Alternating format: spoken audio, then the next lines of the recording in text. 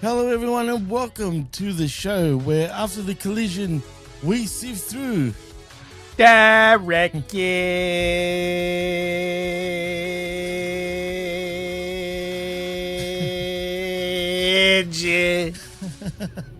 That's got to be a new world record, that one.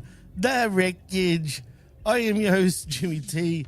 He is my co-host, the best in the world, Jamie the Vet Williams. And you're listening and watching live right here on Hamin Media Group's YouTube channel and, of course, channelattitude.com after the fact. Vet, how are you, man? And what's going on? I'm great. You're great? Just yes, not the end great? period. No follow-up questions. Yeah. No, I'm good. My weekend's just getting started. Always start my weekend off after a hard week of work with a fresh edition of Wreckage, just to really get the adrenaline pumping. When you like when you get off when you know you don't have to go to work, or even when you were a kid, when you know you don't have to go to school, even though as tired as you are at the end of the day, but you get that adrenaline surge of knowing that you don't have to go back the next day. Best feeling. Yeah. So that is the greatest feeling. I don't remember those days fondly, man. But yeah, you're right. Absolutely. Yeah. But so that's where we're at now. Well, I'm happy to be here, and so are you. That's all that matters. And I just want to acknowledge the chat too. Just say hello to everybody. Thank you, Frank's Pickle Barrel's ass, J12, Elizabeth, Zach Minga, and of course Scotty Woodford in his house.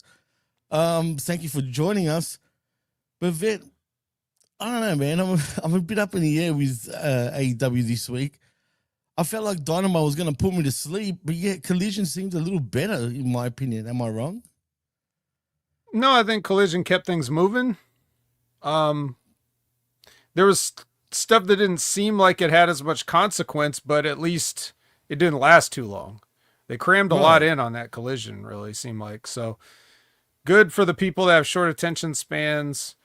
Bad for the people that are hoping that things make sense or develop in a exciting and interesting way. But I guess, we'll talk about that when we get there. I'll point those things out. And we will in a moment. But also, what's up with 2.5 hour Dynamite on the 6th year anniversary?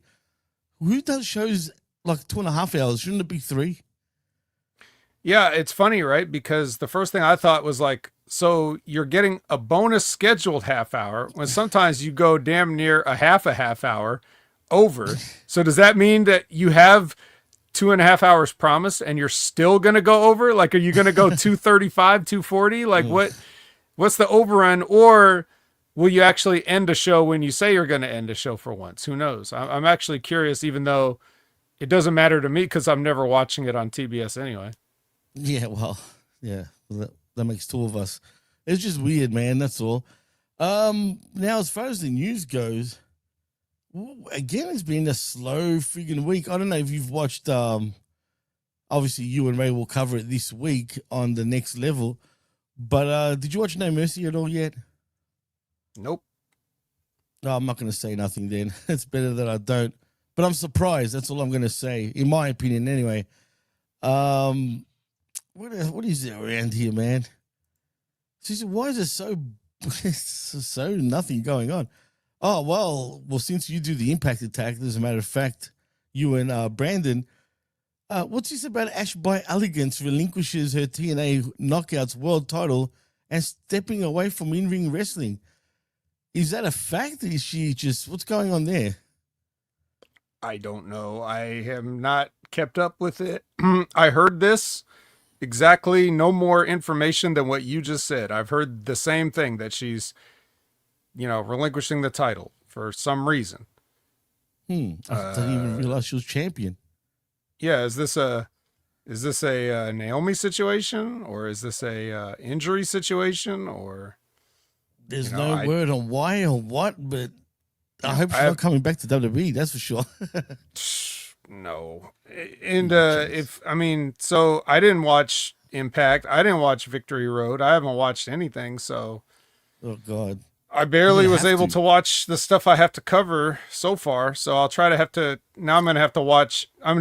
You know how I was talking at the beginning, how I'm excited to start my weekend, but that weekend is going to include a lot of wrestling I don't care about too. So, oh boy, it's the worst, Vic. You know it, man. It is what it is.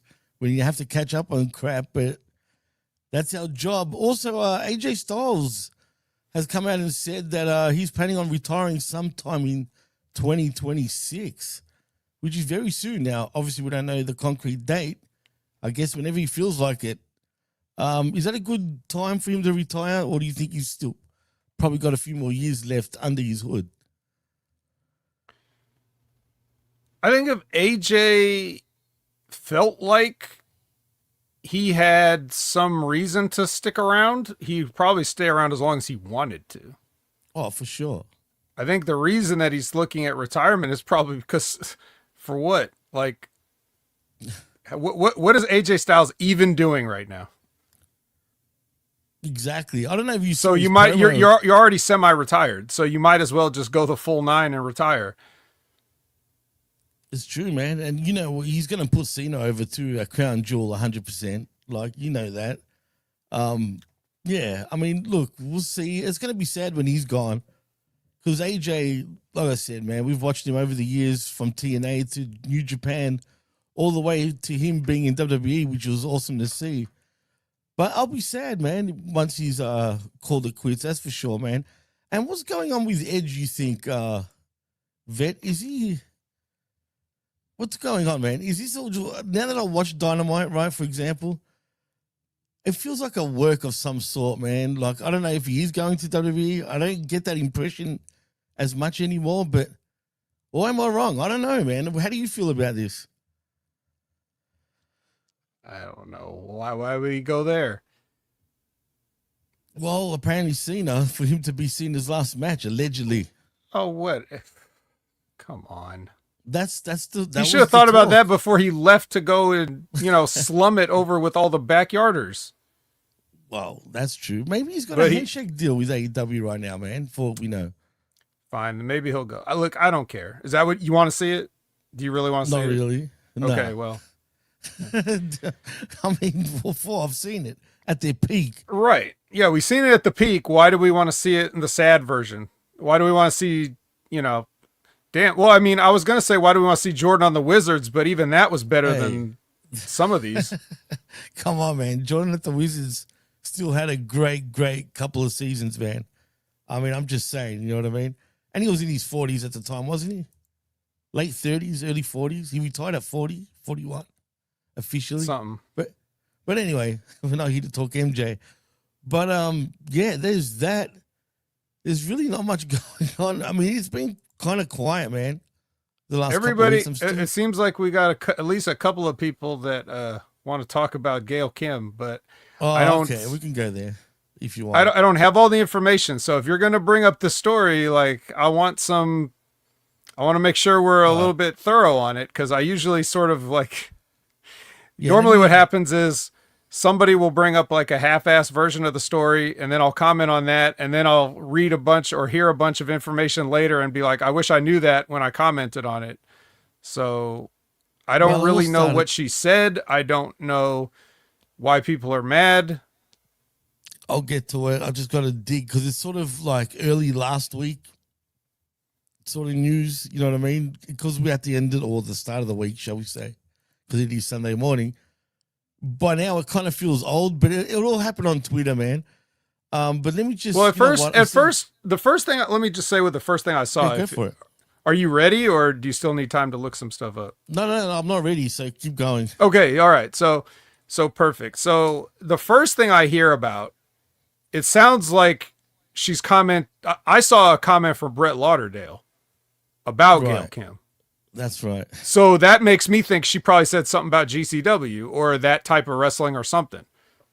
Now I'm hearing about comments on Rijos, which is completely different. Is that so too? I don't know. That too?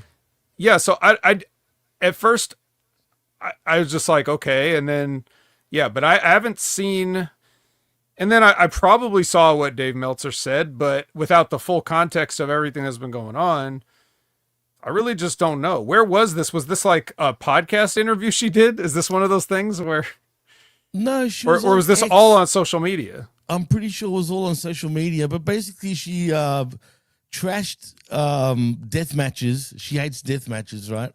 I mean, is that such a big deal that she came out and said that?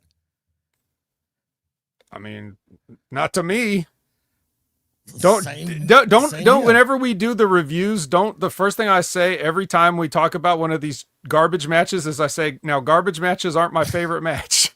Right. So how am I going to sit there and like be critical of Gail Kim for not liking it? I'm the wrong person. So anyways. And that's what you saw Lauderdale freaking complaining. So there's that. And then about Riho and Kenny, I mean, he didn't really say that much, but anyway, look, I'll get to that.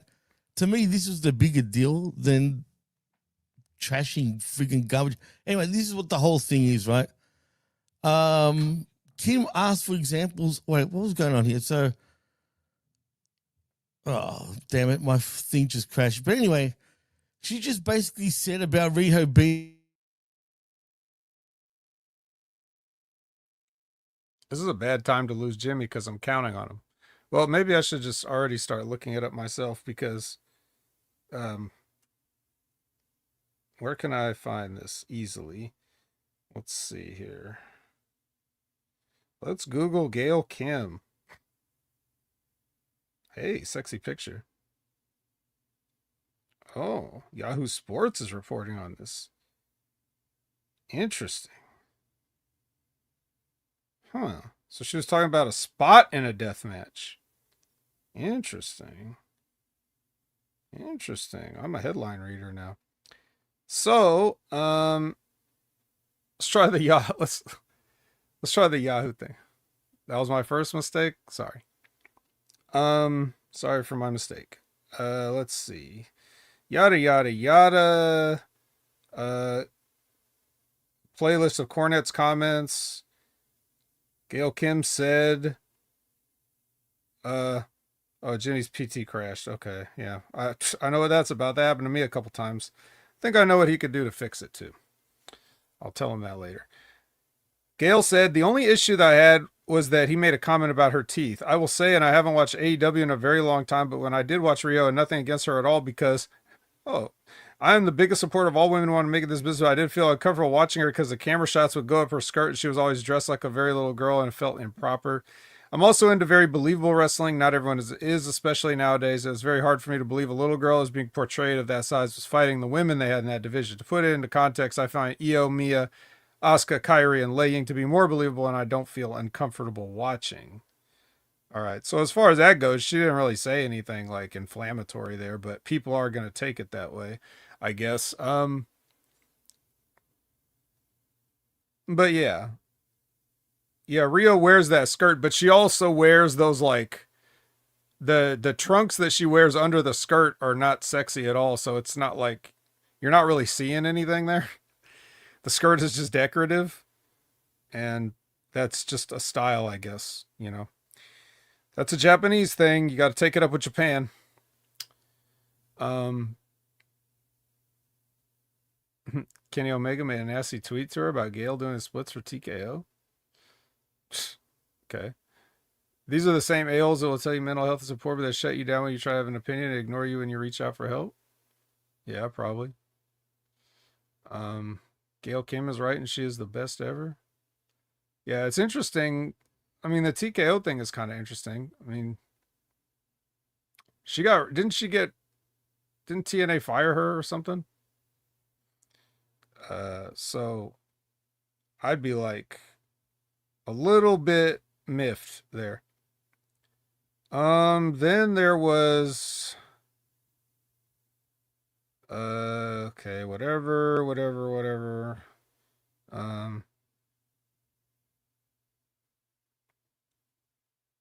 I watched her years ago, and that's what I commented on, talking about Riho, I guess. I love Toni Storm. I think she's doing the best work of her career. I like Chris Statlander, but I do want to watch more. I have a bias with Deanna, so I wish they could do more with her too. Yeah. Okay, so here's Kenny Omega's tweet was, Another day and another quote legend doing the splits on it for the yearly TKO gift basket.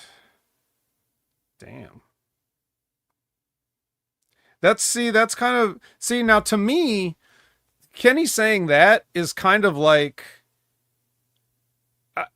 that's like a little bit crossing the line, pun intended, because she wasn't that derogatory of Rio. I think Rio is more just like an example of somebody that was, Rio's Rio. She's in the position she's in. If they book her for something, what's she going to say? No. So I don't blame her at all, but, I would expect Kenny to go and say something like that if Gail had been a little more, venomous, I guess.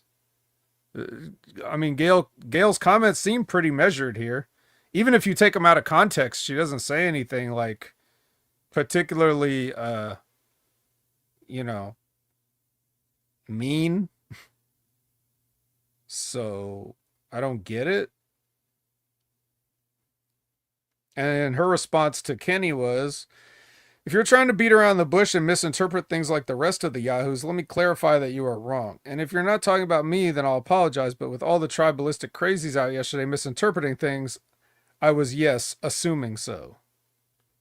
So, yeah. And then you got, I don't know. I don't know why. I still, in a way, like, I still don't know why people feel the need to, like, acknowledge the social media backlash they get. Like, when it comes at you from all sides, like, you got people on one side defending you, you got people on the other side attacking you, and I think they're both equally invalid because nobody there knows you. So it's kind of weird either way. I wouldn't want to be like, being in that position. I just don't see why. It's just so much. I don't know how you need to acknowledge it. I don't know why you need to comment on it, especially if you're just doing an interview somewhere.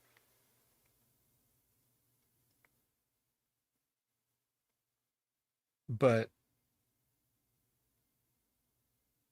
this was apparently like,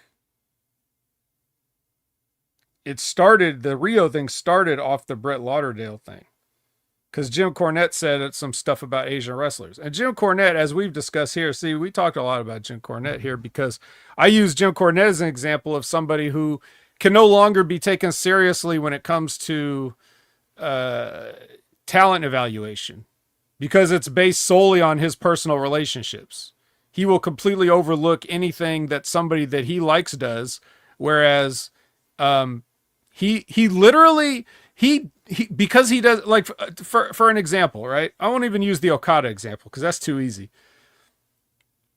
But I'm talking about, so you guys know Gates of Agony, right? Bishop Khan and Toa Leona. So he always calls him Tia Leone, like after the actress, because that's part of his bit or whatever.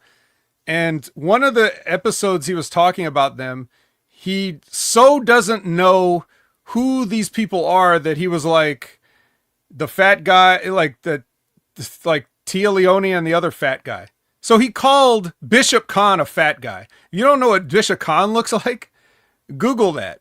And you tell me Jim Cornette can't even use his eyes and his glasses to see what somebody looks like. So how am I supposed to trust his opinion on what he sees in the ring anymore?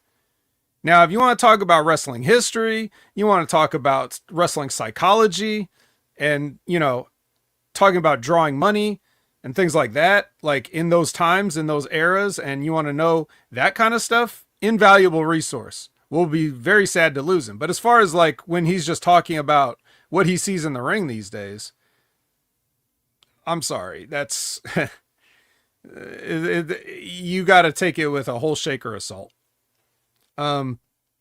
So when his rant about, Japanese women wrestlers is just dismissive, the same way that, he could be right about some people and other people it's not the case.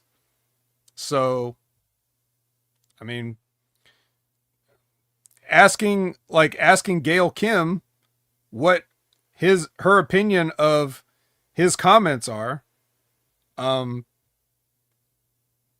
this is a case where, and then also in this situation, Jim Cornette jumped in and defended Gail Kim. Why? Because he knows her and they had a personal relationship. Go figure. But if Gail Kim was somebody that he never worked with and never watched or anything like that, then he would probably call her a Japanese schoolgirl, even though she's American. It's this is the kind of people we're dealing with. So, yeah. Right. Yeah. And then you got, of course he's going to put over AJ Lee, but if she wasn't CM Punk's wife, what would he say? You know what I mean? Like, I know exactly what he'd say about that, but he can't say that, right? Because he just won't separate, and maybe he shouldn't. Maybe he should just do whatever he wants because it's his show and he can do what he wants, and he can be entertaining and do what he wants. And the stuff that he says is funny even when he's wrong. But at the same time, like, this is one of the things that I wanted to avoid in terms of, when people would bring up people's comments on podcasts or whatever, and then like, what do you think about, what are your thoughts on that? And I'm like, I don't know. My thoughts is go listen to the podcast yourself. I don't care to comment on it. But anyway, yeah. So I don't know. What do you guys think? Let's look. Let's read some of you guys for a second here. I'll go backwards. Sort of like my show now. Yeah, my show. I think you guys probably can agree that I'm pretty fair. And if I don't know something, then I'll just turn it into a bit. Enjoy Gail Kim versus Awesome Kong rivalry. Yeah, that stuff was good, man. Awesome Kong was great. Like, one of my favorite reasons to watch TNA back then. Gail Kim's a Rip Rogers girl. That's right. OV dub, baby. What's up, Charles? How you living?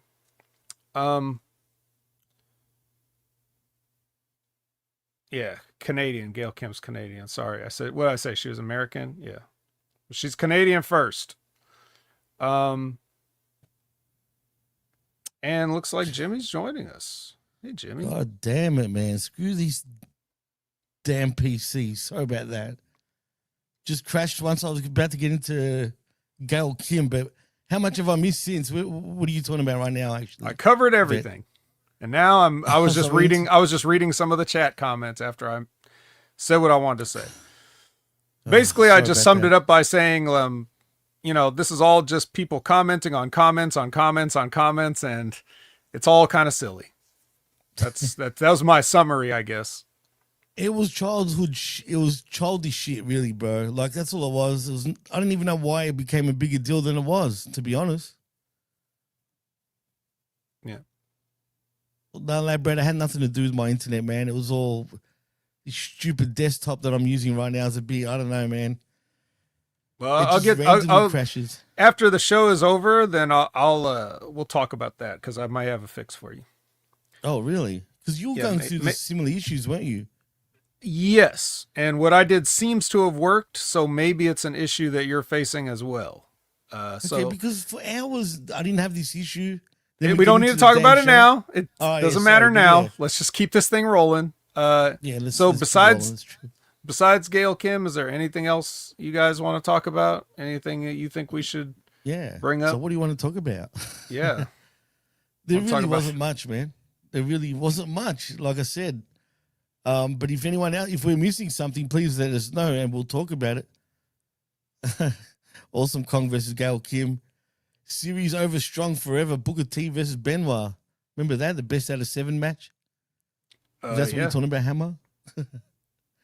Yeah, it's so amazing. They tried to recreate it several times with different people, and it just Really wasn't the same. I mean, I didn't mind it, but was it really? I don't know, man. But anyway, like I said, peeps, if there's anything you want us to talk about, we'll talk about it. Otherwise, I guess it's time to put gloves on, maybe. Yeah, we might as well. I mean, there really isn't much to say. I mean, really, there really isn't. Nothing that, hasn't already been covered. No, there's no news, man. It's been quiet. Unless what? Like, we can talk about how everyone's complaining about Triple H. I mean, Stevie got into that too. Oh yeah, Triple H. Everyone's favorite. Right. You know what I mean? For example, everyone wants to talk about how 23, 24, he was, like real good apparently. And then you got 25 and suddenly like he's just not as good as he used to be apparently. You know what I mean? So, but you know what? When it comes to Triple H, man, I think he has a lot of restraints possibly, especially in 2025. The amount of crap that was going on around him with the whole, final boss bullshit, the Travis Scott bullshit, all that not happening. I think that was out of his control, to be fair. Oh, definitely. Well, look, you just can't, this is what happens. You put yourself out there and you take the heat. And maybe that's what he's doing. Maybe that's all part of the idea, I mean, what can he do? You know what I mean? Like, really, what can he do? Like, if there's so much politics going on like that, I'm not saying that, there's a couple things I want people to consider. Now, I don't want anybody to think that this is what I 100% believe, or that this really anything that's happening, but it's just something to consider, just to give you an idea of how my mind works as far as why might certain things be a certain way. Number one, Triple H may think with the size of the ego that we've known he's had in the past, which for all we know, he may have just done whatever, I've talked about it. He did whatever he did and whatever he could to get to the spot that he's in now. And now that he's in that spot, he doesn't necessarily need to do all of those things anymore. Right. He's not an active competitor, so he doesn't have a reason to hold anybody down, as far as competition. Like Stevie was talking about how you couldn't be the number one heel. As long as Triple H was a heel, you couldn't be a top heel, right? Because that would take away from him. Well, right. Obviously he doesn't have that problem anymore. Anybody that can be a good heel, he's not in competition with that guy. So he can let them be a good heel, for example, right? Absolutely. So one possibility of the reason that he's always out there and just putting himself out there, here he is announcing this, and here he is on this, and he's doing this, and he's appearing here, and he's opening these card packs, as Ben always likes to bring up, right? He could be doing this for one reason, could be because it's if WWE is picking up momentum that they had lost, right? Because we all know the 20 teens were a slog, right? Absolutely were. I mean, the Hamin Tarp Emporium didn't start under the Triple H regime, right? So no, it didn't. That's right. So if there were a lot of people that are old returning fans that hear that WWE is kind of on fire and they want to check it out, if they have somebody they know front and center that they remember from back in the day, that may help with the onboarding process. Oh, I know Triple H. They're not all those kind of fans that are lapsed or casual or whatever you want to call these people, that the majority of the fan base that's either current, former, or future, they don't really get into the weeds like we do, who are involved in this kind of business and surrounding business, right? So they just look and they see Triple H. They don't think about oh, he just married the boss's daughter. They don't really think they're just oh, that's Triple H. I know him, So he could be out there to just be hey, I'm you remember me, Triple H? Well, here's my WWE. Could be something like that. Or it could also be, I'm going to go out here and I'm going to get heat because I'm out here all the time. And people are going to say I'm out here too much. And that will shield all of my guys from the other criticisms as much as possible. They'll blame me for everything. So like, you know, when somebody's not getting over as much as they could, they'll blame me, not them. Right. Well, it's true. You know what I mean? Like Triple H could be Right. being the shield for like his whole company in that sense. Now, maybe he's not doing that at all. I'm not saying that he is. I'm not saying that he isn't. I'm just saying like these are benefits of that behavior. So if people wonder why, like, hey, why is Triple H everywhere? I'm sick of him, you know, but there's other things that either could be going on or are just a side effect of that presentation, right? So yeah, not everything is just so simple, black and white, cut and dried all the time. You know, and there's different ways that people go about things. And like you said, Jimmy, you know, he's basically just like the head of the meetings of creative, you know, and a figurehead person. But like at the end of the day, people over him are calling shots. And what can he do, right? He didn't look like he was too happy to announce that WrestleMania, right?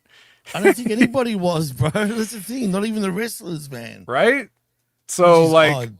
Well, not odd, but you know what I mean? They just looked wrong, man. It just looked out of place. Right. So I'm just saying, you know, like that's just something to consider. Well, Frosty X in the chat says Triple H is all over the place. So sick of that clown. He never was a good wrestler at all. Just the hack. Yeah. See, that doesn't even like a comment like that has no credence whatsoever. You're like exposing how much you shouldn't be listened to by saying something like Triple H was never a good wrestler at all. Literally, he was never good at all. He's one never. of the best ever in the ring. So he's so he's not. So he's like, you know, he's who's the worst wrestler of all time?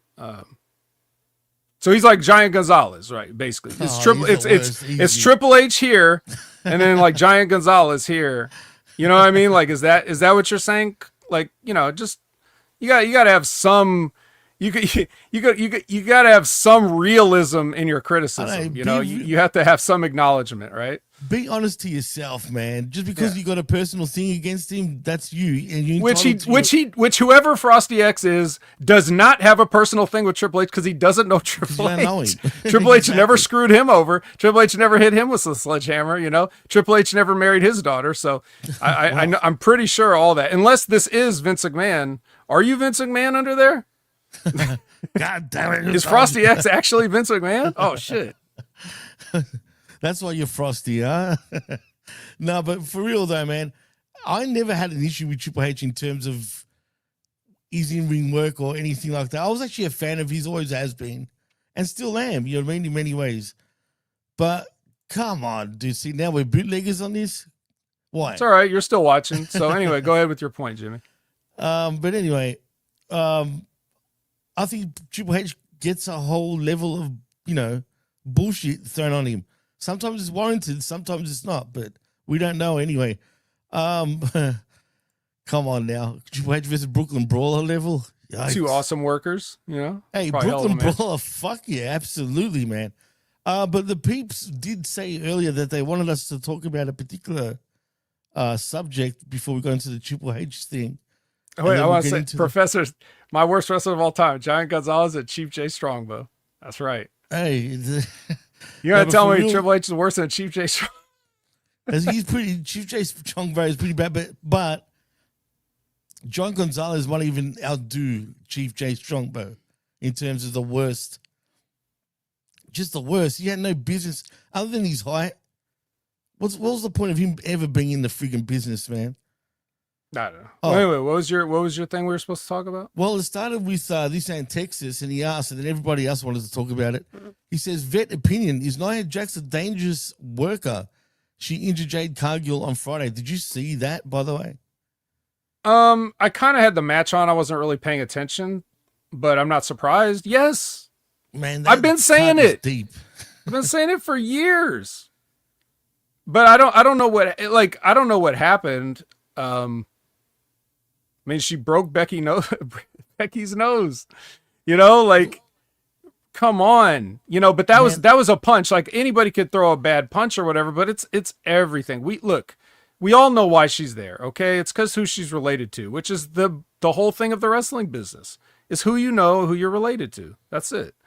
Nobody wouldn't be keeping her around if she'd done this much for this long if she didn't have a certain cousin. We know that. It's old news at this point, right? So that's true. I mean, she's got a reputation. It is what it is. Don't get me wrong, though. I'm a fan of Nia's, though. But she's too much of a bull. I find her like, I can see her being in real life a legit bully, dude. Do you know what I mean? And using her power to her advantage. I mean, I could only imagine when she first got released, Rock probably had a fit. I know, you bring her back. You know what I mean? But to be fair, man, yep.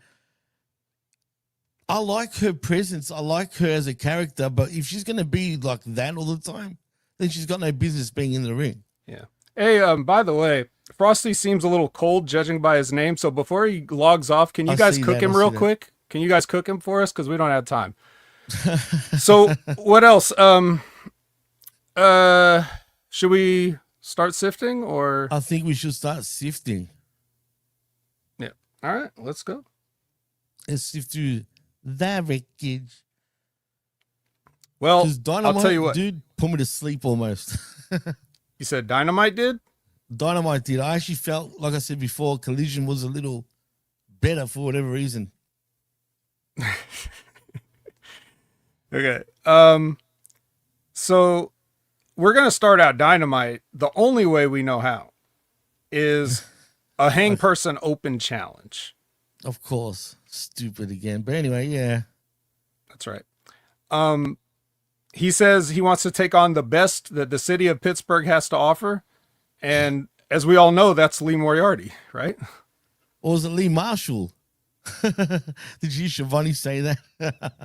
Did he? Did he really? He did. And then he quickly went back on it. But, you know, RIP to Lee Marshall, if anyone remembers him.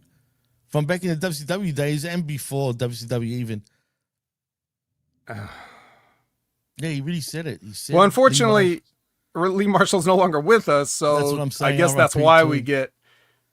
I guess that's why we get Lee Moriarty, but that's okay.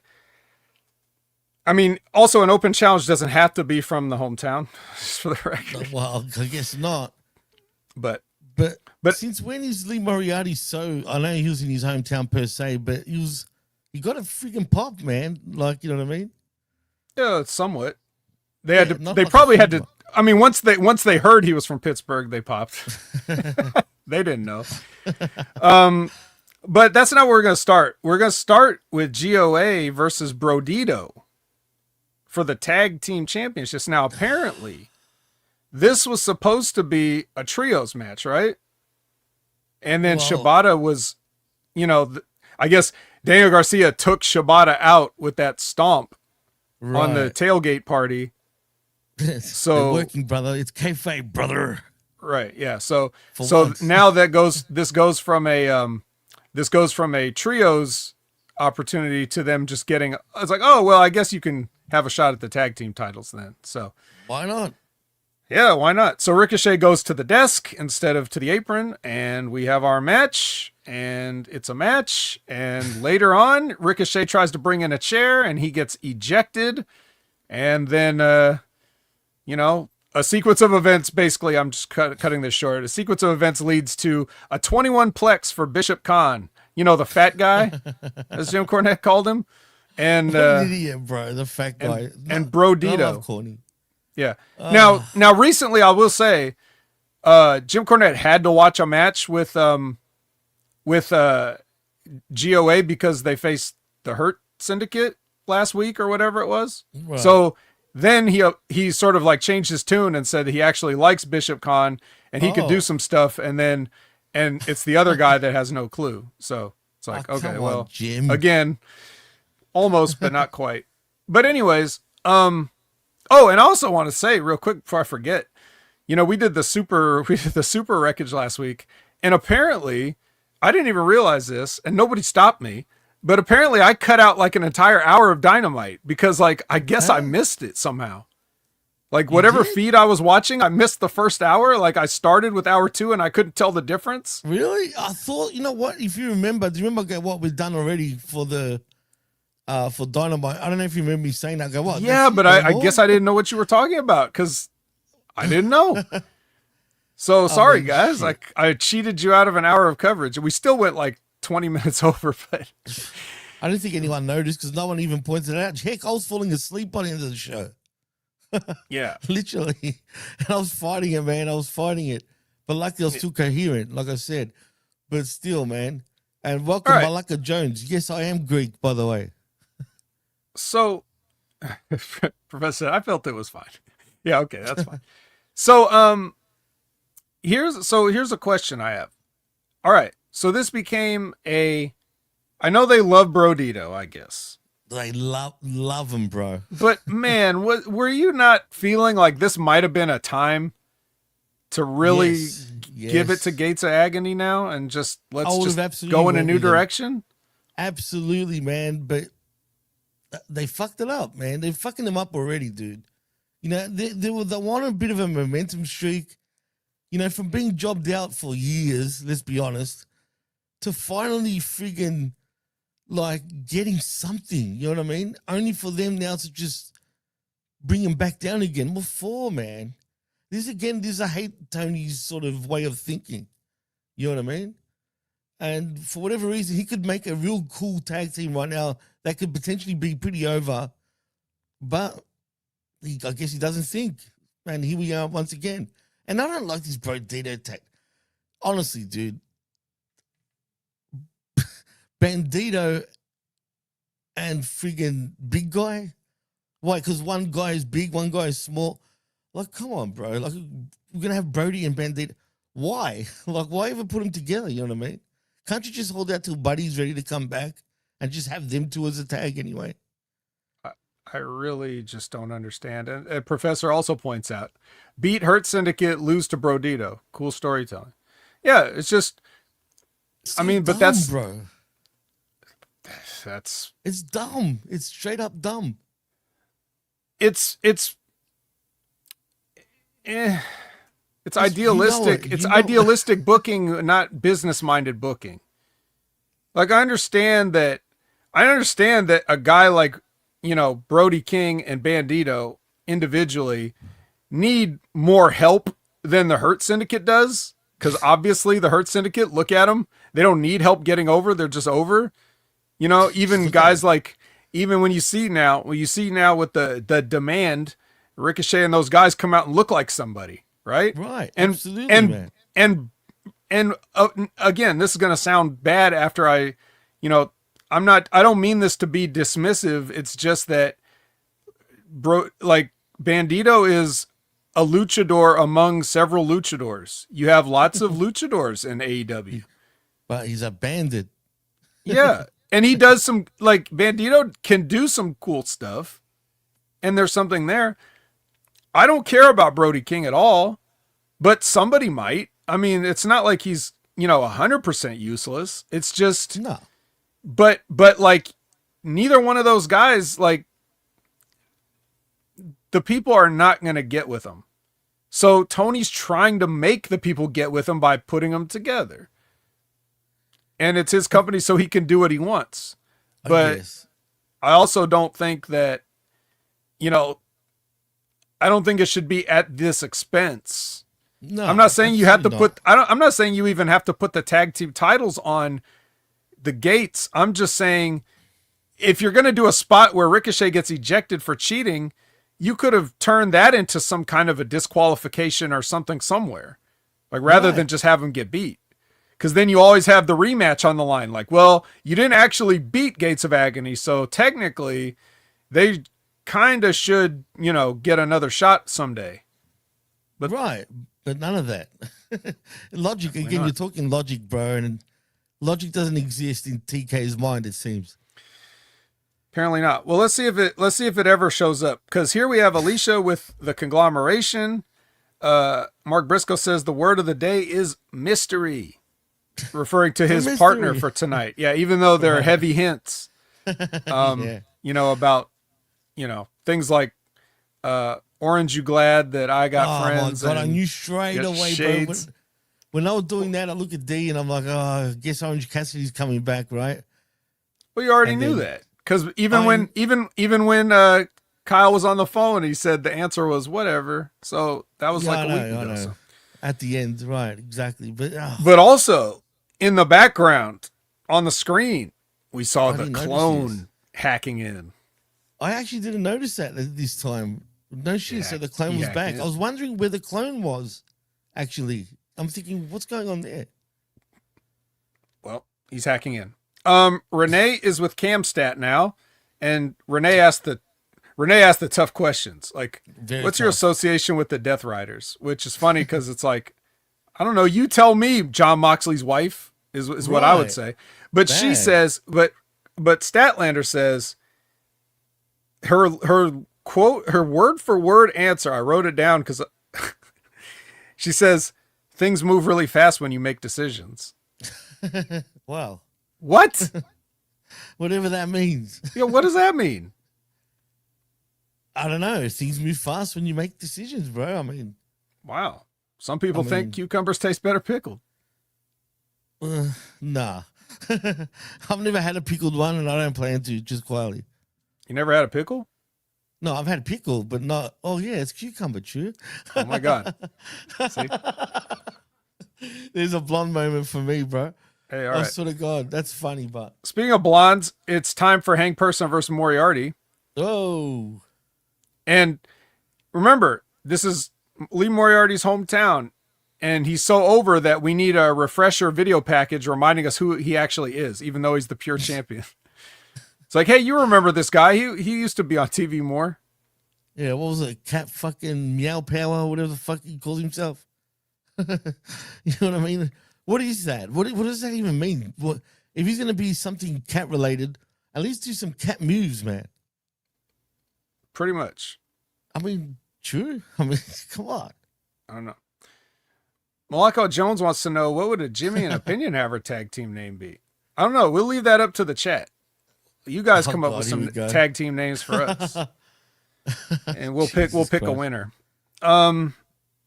Just like we picked the winner here, we already knew who was going to win. You didn't think Lee Moriarty was going to be the champion, did you? I did. You thought he was going to be Moriarty 2 belts? Yeah, right. I know it's Tiger style, by the way, guys, just quietly, but thanks. Tiger style. But why can't he be a cat, though? Like, do cat moves. Do some sort of tiger finisher and not a tiger driver or something like that. Heck, maybe even that. Whatever. Just do something cat-related. Can't do it. He didn't do anything. He didn't do anything. He didn't do anything interesting related in this match either. They basically just mat wrestled for a while until Hangman hit the Deadeye. So, wow. Team Cooper says over 400 days pure champion. Really? Yeah, that's how long they forgot he worked there. Wow. They haven't booked anybody to take that off of him. The Thundercats. The Thundercats. What? Yeah, I don't know where the cat thing plays in. Yeah, no, we're not cats, man. But hey, I didn't mind the Thundercats growing up. But anyway, yeah, I mean, of course Hangman was going to win. That's why I hate these pointless matches, though. Like, why even bother when you know what the ending is going to be? Like, why even just... Well, they want... It's a waste of time. That's the whole... Okay, look, the whole psychology behind an open challenge is you're hoping that you can make somebody off of it. But maybe they don't win, but you're supposed to make somebody off it. Now, remember, I'm not talking about this open challenge. I'm talking about any open challenge. Right. So that's the reason you do it. Maybe like you could say, for example, was a great one. Yeah, right, Kevin Owens. And then recently, also on Friday, you had Javon Evans come up for Sami Zayn. So, Javon Evans unknown to the SmackDown audience pretty much, but apparently still more known than friggin' Lee Moriarty was in his hometown. So 400-day champ too, bro. Yeah. And so that was that's the reason a guy like Sami Zayn will be a United States champion and will, have these matches with these guys, whoever it might be. Idealistically, they would be people that you're like, I need these people to get more over. And Sami Zayn's a person that can do that. I mean, think about when Nakamura debuted in NXT. Remember that? Oh, that was sick against Sami Zayn. Right. Right, because it had to be Sammy because they trusted him to get what they wanted out of it. Now, that's an example of it. Wasn't it? Huh? It was the Takeover Brooklyn, I think, the original one, wasn't it? One of those. But I don't recall anymore which one. But I know it was one of them. But yeah. So that's what you're supposed to do. And then, sometimes it can be a guy that's not quite on that level that you want to get to that level. Sometimes it can be, like Zayn is saying, debut somebody, But that's the thing. If you have the open challenge every week, you have an opportunity to do different things with different people, right? Absolutely. So Lee Moriarty this week, who knows next week for Hangman, Yeah, it'll be Big Bill or something. It's no one of significance anyway, you know what I mean? Even though I feel like they're wasting Big Bill too, in my opinion, but whatever. Was it Takeover Texas? No way. No way. I recall that being in Brooklyn for some reason, but maybe I'm wrong. Wow, that's trippy. I don't recall it being Texas. That's weird. Right. Yeah, interesting place, but yeah, and casual fans didn't know who he was, but they sure did after that night. And that's why he was getting a pop, though, man, when he came out. But my memory could be wrong, but I remember that, or it could be just me. Oh, those guys knew. Yeah, absolutely. But they also had stuff leading up. It wasn't like he debuted cold. They had promos leading up, so people could Google him in the time, and they could pretend they always been a fan of his, right? Oh yeah, I love Wrestle Kingdom. Yeah. Anyway, look, let's not artificially drag this out. Cope and Christian after All Out. So this was like, directly after All Out. Renee's asking for an update on Beth, and he's just like, I can't right now. So he just says, fuck off. He doesn't even sell it properly, to be honest, bro. It's pretty dumb. I know. So he tells Christian he has to leave and maybe not come back. And Christian's like, oh, cool, whatever. Like, that's what please. I mean. Where are we going with this? Yeah, please. So, so Christian says, like, go take care of your family. I don't have one. And he's like, yes, you do. And then they shake hands, because they're brothers. Christian's got this look like, huh? Yeah, also Christian doesn't he? Or no, did he get divorced? I don't know. He's married. No. He's married with a kid. His kid's been on AEW television before. Oh. Once or twice, actually. Oh. And he was telling her off. I don't know if you remember, but he'll tell her to go away and all this shit. It's pretty funny. His kid's pretty funny. Yeah. Oh, yeah. I remember that. Oh, you did get divorced? Okay, cool. Thanks, Liz. I know he was married to a model of some sort from Germany. Yeah, I thought they did an angle with that too. Like, did they? Like he worked that into his promos. Like, oh, maybe. I thought I remembered that, but I didn't know he was divorced though. Who cares? Shivani brings out speaking of who cares, Shivani brings out FTR. And Shivani actually says that was the worst thing I've ever seen in an AEW ring. No, it's not. And that stood out big time when he said that. I'm like, don't lie, Tony. Stop lying. But that wasn't the worst thing, as a matter of fact. And you know what? Again, screw FTR, but Stokely is entertaining as hell, man. We got to get something good off of it. Absolutely. But anyway, yeah, they say that's really Adam's fault, because he did all this. It was all him. He brought his wife in. All that stuff is his fault. Then Willow comes out, and she has to defend Beth's honor. And then before it can get ugly, because obviously they have no problem putting their hands on a woman, Jet Speed comes out to make sure that nothing crazy goes down. Of course. And what do? They pretty much back away. Like, come on. Yeah, cool. I don't want to see them four in a match though either, to be fair, Vet. Well, I just don't. Well, get ready for it. Another post All Out promo. We see MJF cutting his promo covered in tacks, bloody and angry, and he's going to be back and better than ever. Where is he? What? He's hurt? Is he doing anything at the moment? I don't know. That you know of? Anybody? I don't know. Or is he going to his honeymoon or some shit? But anyway, Yeah, you guys tell me, because I don't know. You guys know everything. Zane, what's MJF about to do? Yeah, Zane knows everything. Rivet the TV out the window. Like, because Prof said riveting TV, and then Zane was rivet the TV out the window. That's a good comment. I like that. But anyway, I forgot what I was going to say because of that. Freaking hell, there was a point I wanted to make, and now that went out the window too. So who cares? Oh, darn. We'll have to move on. All right. So this is the conglomeration challenge. It's the Callis family of Okada, Takeshita, and Hechicero, which, hey, that's a hell of a team. Absolutely. Plus Takeshita.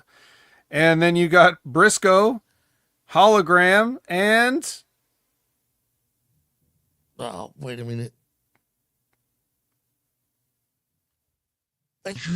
Oops. Who was it again? Who was the third guy?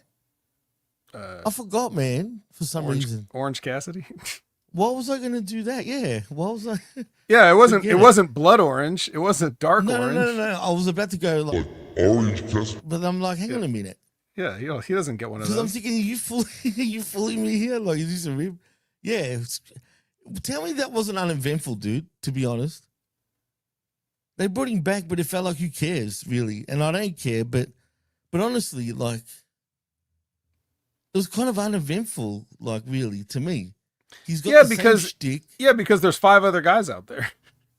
Yeah, I don't know. So if you're making a big return, like, and you already heavily hinted at it, so really, what was left? And what's with them always, not that it matters, but why are they always switching his theme song, man? They're going from Jane to fucking, I did watch Lab Rat, don't worry. They go from Jane to fucking, what do you call it, to what he's using now. Like back to his original song. Right. Like, why are they going back and forth between these freaking songs, man? I don't know. It's part of his character. Oh, anyway, I didn't miss him. I don't care. But, yeah, he's back. They get the win anyway, and that's all that matters. Yeah. Well, Hologram hits the portal bomb on Hechicero to stay undefeated, even in tag and 6-man matches. He's still undefeated. No one's ever beat a team with Hologram on it. And so Fletcher comes out, okay, and he cuts a promo where he challenges Hologram to a match, right, title versus streak. He's got the longest undefeated streak in AEW history. Kyle Fletcher's got the TNT title versus streak. I challenge you, Hologram. The heel challenges the babyface to a match, okay? Right. Keep that in mind. I was going to say something, but I won't. Yeah. But, you know, there was a lot of hubbub again around Kyle Fletcher, Stevie Richards' comments, like all these things, right?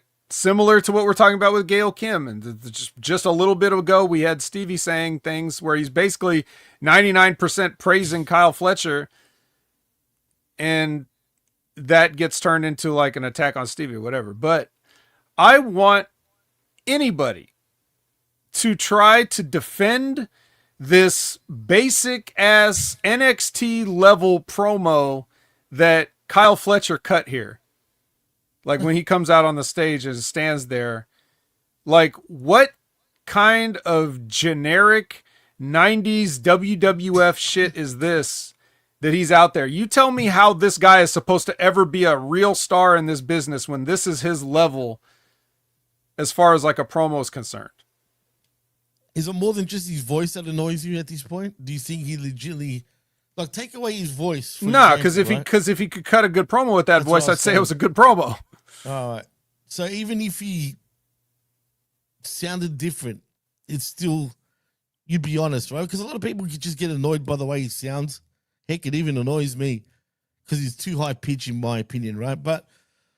And he's got the Aussie accent with a high pitched voice. It's just, I don't know, man. It's a bit weird. But in saying that, people got to remember, man, how long has he been doing this singles run for now? A year and a half, if that. Something like that. He's never done anything like this. This is new to him still, man. We got to give him a bit of leeway here, in a way, when you think about it. Considering how long he's been doing this for, I think he's still got a big, like, he he's still got a lot of the ceiling to go still, you know what I mean? And I think he will get better, man. That's just my opinion. I'm not the biggest fan of his. I really wasn't a fan, but I'm starting to like. Well, he is I get it, Australian, so I know, I can but it's not understand you even not because being of a that. big fan. But I'm starting to like get what they're trying to do with him, and I can appreciate that in many ways too. Do you know what I mean? So in saying that, I get it. But he's only been doing this for a year and a half, man. So I think we should sort of relax on just giving him so much shit in terms of his in-ring work. We should give shit about.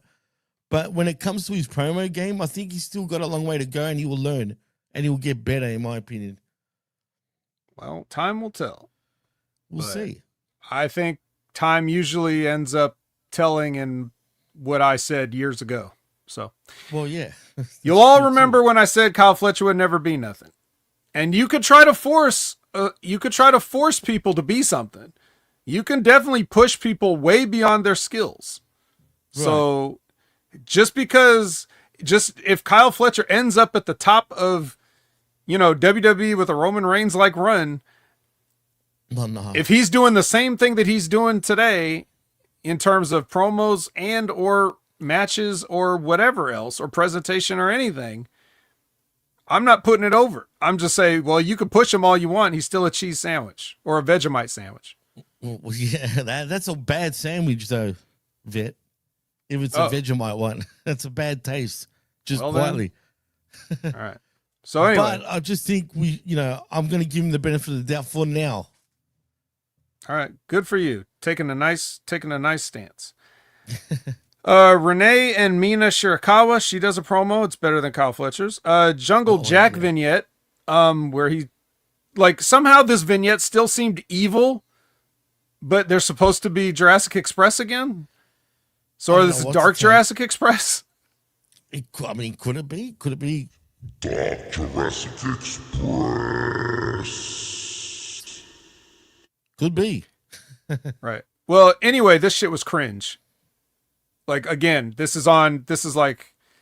actually Kyle Fletcher does look like a star next to this promo. If we're I'm not even talking about size differences of the people. I'm talking about as far as who could, the son of the actor cutting a promo, and this shit that he's saying is what kind of edgelord junior high bullshit is this that you're talking about here? See, can we I almost encourage you to go back and watch it if you didn't, but don't do that to yourselves. Just take my word for it. That's why I'm here. Do you think he's hit a ceiling at this point, Jack Perry? I don't see him going any higher than this. Jack Perry exceeded his ceiling a long time ago. Again, it's the push. Right. Yeah. And he Jack Perry did considerable financial damage to this company. That's an understatement. Jack Perry put money in WWE's pockets. You would have thought, man. The scapegoat thing is to shoot. No, absolutely. And it's worked out to be that way too, legitly. You know what I mean? Right. So, I would have said, get this motherfucker out of my sight forever if he did that to me. But yeah, that's bad, man. I guess, concessions are made. Again, what did it go back to? Who do you know? Exactly. Who do you know? So it comes back to. And even that, it's okay, so what? The Young Bucks going to be sad if you fire your friend? Just let them go too. Just let them all go. You don't need them. They're not helping you. But yeah, the Bucks are selfish anyway in general. So yeah, all they care about is helping themselves and their friends here and there. But you're right. There's a lot of cancers in that locker room in terms of your EVPs per se. Yeah, look, the fact that what's his name, he's still got a job. Their best friend, what's his name again? The bald dude, Brandon Cutler, bro. He's still got a job. Really? Why? The fact that even you, the dorks, the Dark Order dorks, are still under contract, bro. Is bizarre to me. But there's an important difference there, which is Brandon Cutler ain't getting a push. Neither is Dark Order, too. I know, right? Exactly. But neither one of them is getting a push. Right. This guy's got a vignette right here. We're talking about it. Right. It's true. Anyway. Weird. Claudio versus Hobbs. Okay. the matches, whatever. It's every Claudio match you've ever seen. He doesn't care. He's going to give you European uppercuts. That's what he's going to do. Pac takes a hit so that Claudio can win with a small package. Again, the brutal kidnapping, terrorist, death riders, suffocating, stabbing, all this stuff, and then small package on Hobbs. If there's one guy you don't small package, it's Powerhouse Hobbs. Like there is a limit to the abilities of technical wrestling. Like you should not probably beat that guy with that move per se. I feel like he's strong enough to break out of it. That's what I was going to say. That's why it's bullshit. Like, why? If your name is Powerhouse, maybe no small package there. Maybe. Unless you are, maybe Satnam Singh can small package Powerhouse Hobbs. I still wouldn't advise it, but, it's got to be like that. You have to have some sort of strength and leverage advantage, which I know Claudio's strong, and I know they always talk about how strong he is. But even if you are strong, you should be saying, like, as a wrestling character, well, I'm strong. I'm Claudio Castagnoli. Everybody knows I'm strong.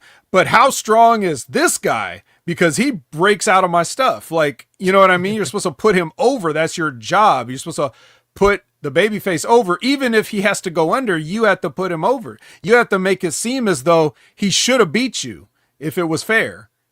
Right? Facts. Absolutely, man. Look at the guy, too. Why is he still a loser, man, for these years? How can they not find anything for Powerhouse Hobbs? It's someone like him, he should be easy to book, man. But you think whatever. He's not good enough in TK's eyes, I guess. So this small package leads to a schmaz because, of course, the Death Riders are sore winners and they got to keep attacking. So the ring fills up, and then finally, Hang Person has to be the one to come out and save the day. Yeah, and ironically, Mox and shit don't even care about Hangman, really. He's just annoying, like. But really, Mox's not even thinking about Hangman. Do you know what I'm saying? Yeah, no, really though. Yeah, when you think about it, I know. Yeah, well, it's like these people really don't have a grasp of who their characters are supposed to be, and Tony's not helping. So I don't know. Is Powerhouse still writing his book? I don't know, Lab Rat. I'm not sure. He's still walking, man. Any day now. The publishing process is a long process. It could be going through revisions. Could be. So I don't know. And note, Couponer, a heat back wasn't the case here because the heels won, so it was more like sore winners. It should have been you get the heat back if the babyface small package is you, but yeah, Hobbs didn't get nothing but beat up some more. So you got beat up, dude, for real. Like, I mean, you look like nothing. Yep. And that's the other thing too. That the thing that sucked the most, besides everything I said, was that like Pac was up on the apron, so Hobbs like knocks him off the apron. So Hobbs on the offensive, and then he gets small package. Like, it's stupid, dude. Anyway, it's stupid. What can I say? I don't get it either, man. It's weird. But guess what? None of that matters because Tony Khan actually has an important announcement. Oh, God, kill me now. All Please. Right. Jimmy's they're beautiful, mind you. They look the same, though. But apparently they're beautiful, according to Renee. Yes. Yeah. Tony takes a nice long way to say they're introducing women's tag team titles. Man. I know we've said this a million times, but do they really need a women's tag team championship, you think, in AEW? If they're going to be fair about it, yes. But I do agree with your point. Why do they look exactly the same? I would like a slightly different design for, I mean, wouldn't you? Like the same. Yeah. I mean, that's why I was like, what? They look beautiful. They look exactly the same. Everybody's getting lazy with their wrestling belts these days, aren't they? They are, but I get it though. I mean, you want to like market those letters, right? For example, WWE with just the WWE logo on there. So I get their design bullshit, even though it's nothing like it used to be. And AEW, they're trying to be sort of old school, but even they're starting to like just give up on it. Like they're really getting lazy. I don't like a lot of the new variations of their championships, other than the women's one was a must because that first version was ridiculous. Let's be honest here. And the AEW belt was fine from day one. So I don't know. Yeah. Man. What are some of your guys's like? What is your favorite newest belt? Like as far as like some like whatever's come out the most recently, what's your most favorite of that? Now if nobody's made a good belt since 1987 and you want to go back to the Winged Eagle, then okay, fine, choose that one. But I'm thinking more specifically like in recent years, right. any belt that's come out recently, what's your favorite of a recent belt that's come out? Oh, that's a hard one, dude. Honestly, that's it tough is, isn't it? Really, they all there's a lot of generic bullshit out there. Right. But if I had to pick any of them for real, man, and I'm not really happy about it, but I'll still go with one of the WWE belts, whether it's the Universal Championship, the WWE Championship, or the Blue Universal Championship. Ugh. Only because, you know, see what I mean? They're ugly. Oh, the TNA one came out years ago, though, revamped. Well, if that's the most recent one that he likes, then that's his vote. Like, if he's saying that they haven't made a good belt in 20 years, he might be right. I mean, the AEW 24/7. Stop it. Nah, it's disgusting. It's like a it's like a Flavor Flav freaking clock. You know what I mean? Really. But the AEW ones, I don't know about that one, Cold Blooded. I don't like the Undisputed title that they've got. Oh, he likes it. He didn't say it was his favorite, though. He just said it was beautiful. Steve says, unless they show those women tag matches on Pornhub, I'm not watching. Well, they got different kinds of wrestling on there, Steve. Good to see you, by the way, buddy. What's up, Steve? All right. Well, anyway, enough of that. So, main event time. Chris Statlander versus Mina Shirakawa. You know, we get a big women's world title defense as your main event. So there's something. I'm a fan of Mina. Well, Mina got seat belted. Okay, so apparently that's her fresh new move that Wheeler Yuta taught her. And then Harley Cameron comes in to celebrate with her. And then the Death Riders surround the ring, and everybody's like, "Oh, what's gonna happen here?" And then wait a minute. Doesn't it feel like the DDP joining the NWO type of deal all over again? Is he NWO? Is he not? You know what I mean? And then Diamond cut it. Do you get my? That's what went through my mind. Except this was way worse. Yeah. Well, I mean, you jumped the gun a little bit. But sorry, but yeah. Yeah, because what happens is Wheeler Yuta comes in and hugs Chris Statlander and does the raise your hand thing. Like, right. Here's your winner, Chris Statlander. We're all buddies here. And then Chris Statlander clotheslines him out of nowhere, which would be like the diamond cutter in your scenario. Exactly. Here. Spot on. And the same exit too, except the only difference was I did appreciate her getting into Mox's face and sticking the birds right in his face. I can't stand Statlander, but that I'll give her some kudo points for. That looked cool. And then them running off was pretty funny. But that was exactly DDP. Feel the bang. Exactly. Oh, yeah, just to go back a little bit, I want to read Todd's thing. He said, if you don't put the time or effort into making the belt special, then why should we as fans care about them? Exactly. What is the belt even for? It's just to show us that this person's a champion. So we should be impressed by the belt, right? Like, if nothing else. Absolutely. If you're just tuning in and all you see is this person with a belt, if the belt looks cool, you'll be like, oh, cool belt. You know, at the very least, you'll say that. So it's kind of important a little bit. But with some of these belts, I think actually the seatbelt wrestling move is a better belt than some of these belts. No. So, my favorite move that I didn't even realize what it was called was what was the, but I'm jumping the gun a bit, but the milk one. We'll get to that. Oh, yeah, all right. We'll get to that. It's so ridiculous, but funny at the same time. So anyway, Chris clotheslines him, and then the girls bail out. And then here comes Darby Allin, and he's got a flamethrower again. I say again because he's not the first flamethrower. He knows his way around a flamethrower at this point. Awful close to some of the kids in the audience with that flamethrower, I know they felt that heat on their face, Not just that. Did you see the gas pouring out of that thing too every time he sort of gave it a bit of gas. Like, you know what I mean? You just see it just, yeah, it was dangerous, man. Oof. I don't know. Way too dangerous. Anyway, so Darby does challenge with a flamethrower.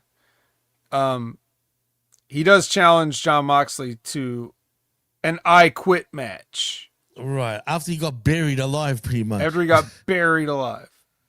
And what's even more crazy, the fact that it's not for the championship, I actually think is hurting Darby right now for whatever reason to me. Oh. I truly do. I think if it was for the bout, the meet, it would have been so much more meaningful when he does get that win, because I don't see Moxley getting that bout anytime soon. I can appreciate that they're trying to tell a story, right? At least they're trying. But again, what's at stake? Really, what is it? Is the Dick Riders going to be done and dusted if Darby gets a win? I doubt it. I guess just that Jon Moxley will have to live with the shame of quitting. Cool. It's not going to affect him either. You know what I'm saying? Like, I just don't see. There's nothing. It's not like, you know, WCW, NWO, for example. Like, you know, the companies are on the line and blah blah blah, whatever. It's nothing like that. It's not as important. It doesn't feel desperate. Do you know what I mean? It just feels like sore losers going at it every time. I lost. Well, I got to get my shit back. Like, do you know what I mean? And that's sad because I'm a Darby fan. I just feel like this could have been so much more, and so much more special for Darby getting that world championship. Again, what do I know though? Well, I'll tell you what I know. I know that this is going to be, you know, because this is going to take place at Wrestle Dream, I know they're going to make Antonio Inoki proud with their I Quit match. Oh, did they get slapped by the ghost of Inoki? Hopefully, by the end of it? with any luck. Wouldn't that be great if all the AEW wrestlers were lining up to get slapped by Inoki? Oh, that would have been good, but unfortunately, we're never going to get there. It won't be as good as Collision, which we now have. Thank God. So we're back to doing the promos at the beginning, which, again, you know, why do they do that? The start stop with that? Just stick with it, man. yeah, just do it, man. Right. Anyway, I don't get it. Yeah, we get the Death Riders do a promo. We get Fatty Paragon doing a promo. We get Hater and Triangle doing a promo. Then we get Hologram hacked and attacked. Because not only is Clone hacking his entire thing and the whole room is red, but a guy comes in and beats the shit out of him, and it's revealed to kind of be Kyle Fletcher. If that's the hack all along, right? If it is, It's not. let's hope not. Because if it was, God damn it. But again, who do you think and what do you think? Like, is this hack version going to be part of the Callis family? You think possibly? I don't know. More than likely, I bet you. I'll let them tell me. I'm not gonna spend 1 second thinking about it, bro. It's gonna be the hologram of Callis or some shit. Maybe he can get a portrait. You can get one of those like 100%. digital, like he can get one of those digital frames, right? Like it's got the big frame, but then inside instead of a painting, it's like a digitized clone. You know, like a hologram portrait. literally. Yeah, Right. He's like, I could say I had this commissioned, and then it's that. But the painting literally needs to be a hologram too, where you can move it so it looks. You know what I'm saying? Like, yeah, but literally, again, that's way too good of an idea, and we're just joking around, like we're ribbing. I know. That's what's funny. Like what Prof says, Callis-gram. Callis-gram. I have something important to say. CG. Well, good news and bad news. Uh-oh. Actually, it's double bad news. The bad news is Daniel Garcia is going to be in a match. Yeah. The worst news is it's not at the end of the show, so I can't skip it. So here we have Daniel Garcia, Claudio Castagnoli, and Jon Moxley versus Fat Paragon. Okay. I didn't care. Why would you? I honestly just didn't care about this match at all, man. All Fat Fatty Magic wanted was answers. Why, Danny? Why? Why, Danny? And Danny would not tell him why, and he got curb stomped. Yeah, I mean, 1, 2, do you 3. blame him? No. He could have been with him. He could have joined the Dick Riders. It could have been all good, but no. Why, Danny? Why? Yeah, I don't know. Brody King is going to team up with Kenny Omega on Dynamite. Why? I don't know. Did something happen to Bandito? As far as I... Oh, I think I know what happened, Jimmy. I think What Bishop was Khan it? was so fat that Bandito injured himself giving him the 21 plex.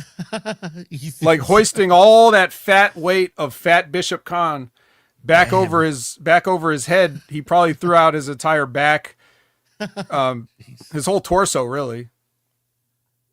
Well, see, but that's what I mean. Well, anyway, I didn't get why this is happening. Really, like, and why it needs to happen. Even if he was hurt, for example, kayfabe even. Why do we need Kenny? Like, you know, why does he have to be in the tag match with someone else?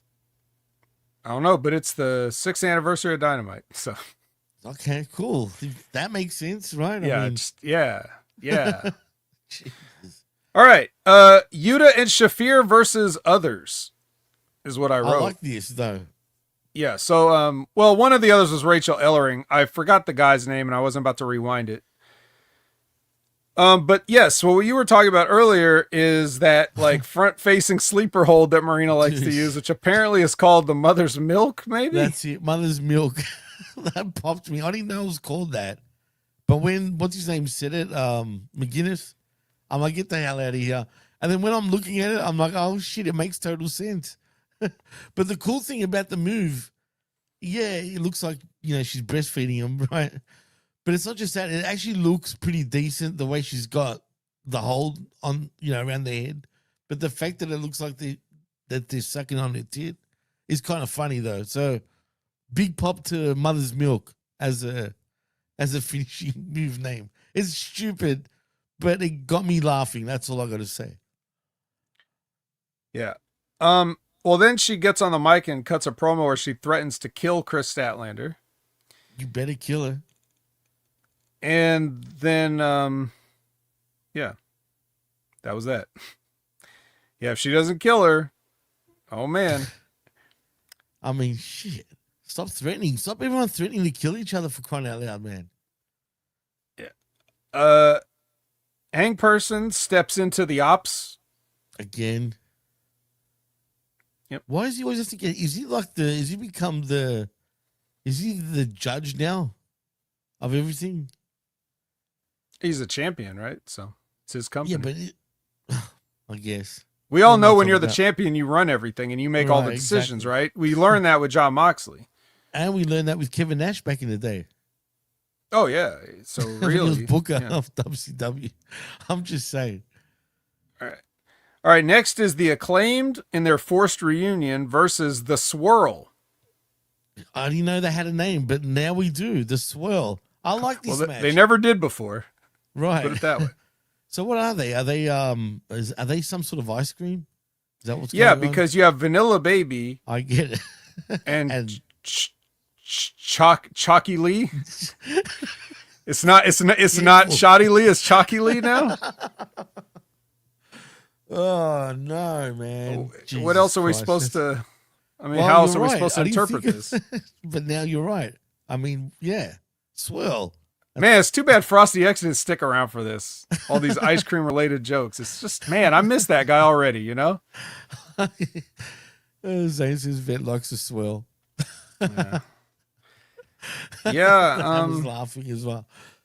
I mean, you can't go wrong with a swirl, right? I mean, except you can.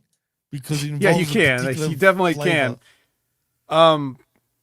Well, I mean, actually, I don't know. The Swirl had a chance there because Bowens was gonna like walk Take out. off. Right, exactly. Right.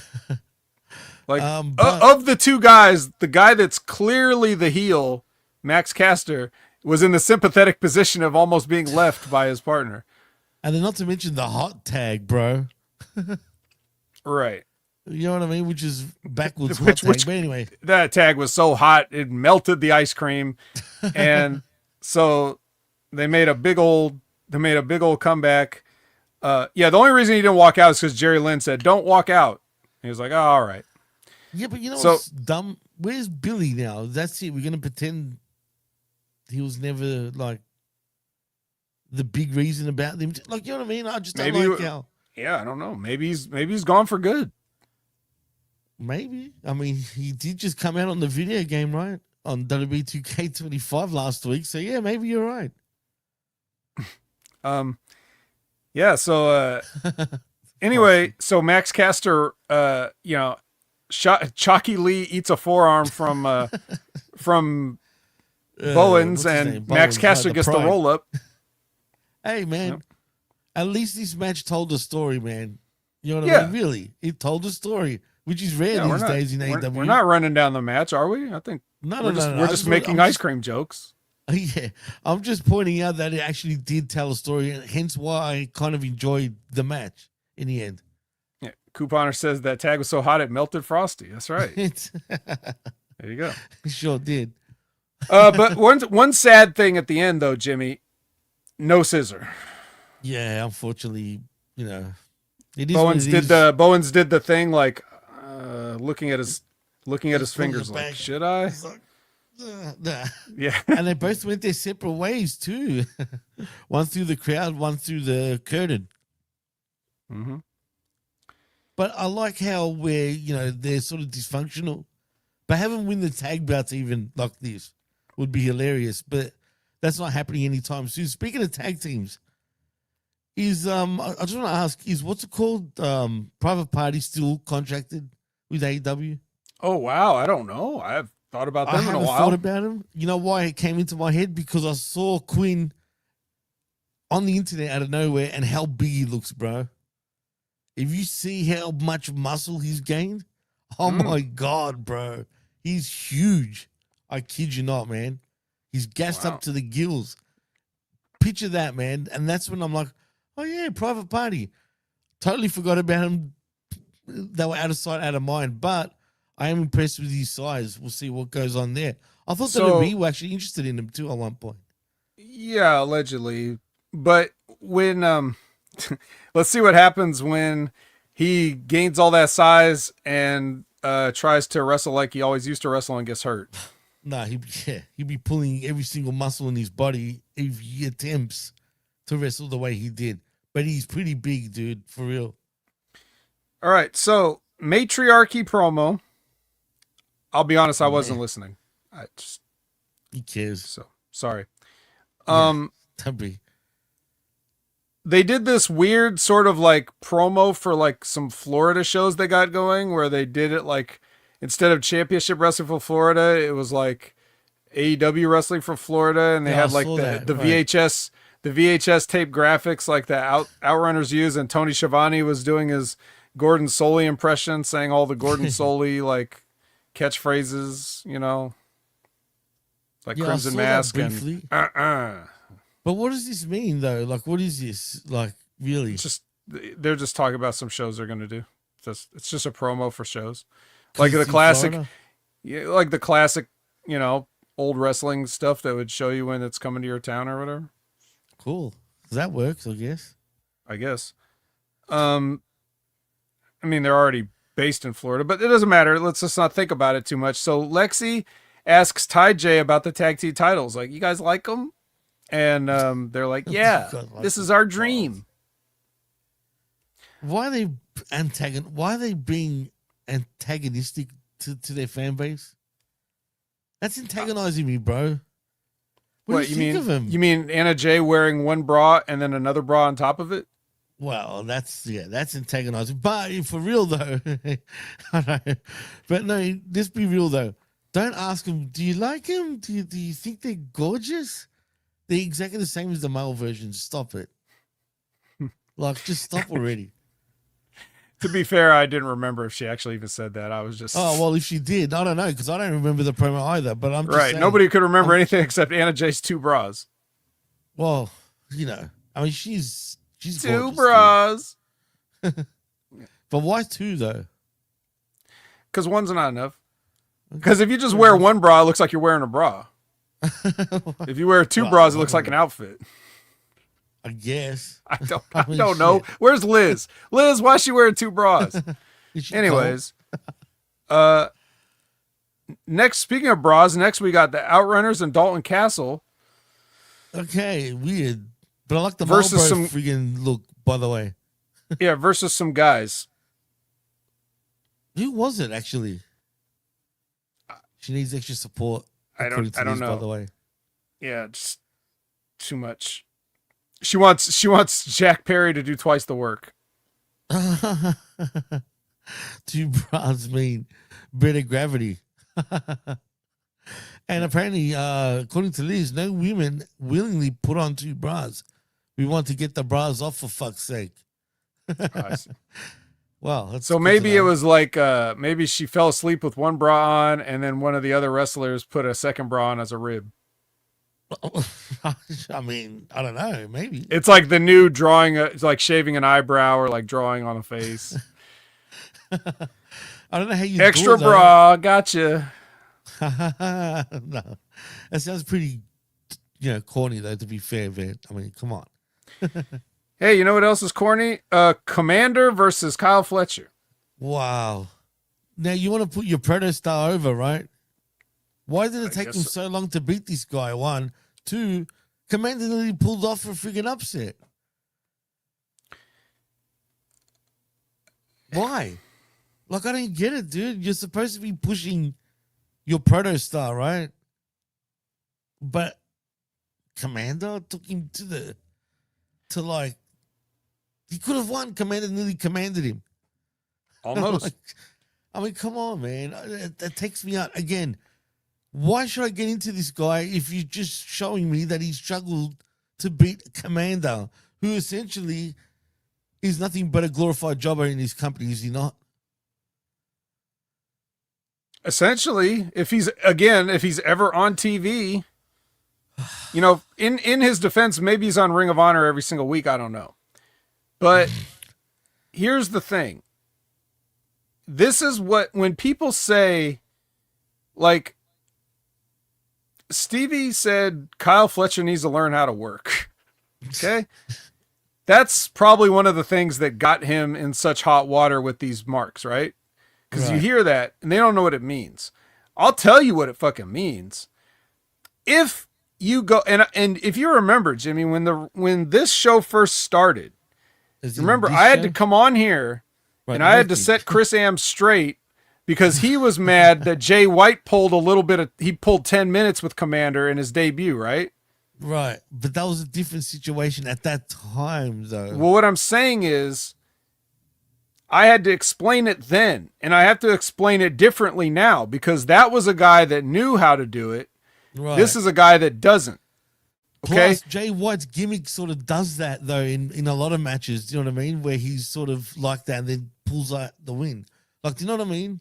Well, I'm just saying, like, if Kyle Fletcher had worked a match where he was playing with his food and prolonging this match as That's like a different. message, That's different. That's completely different. but he didn't do that at all. No, He at had all, a no. regular match and it took a long time. And the size and height and everything discrepancy is palpable.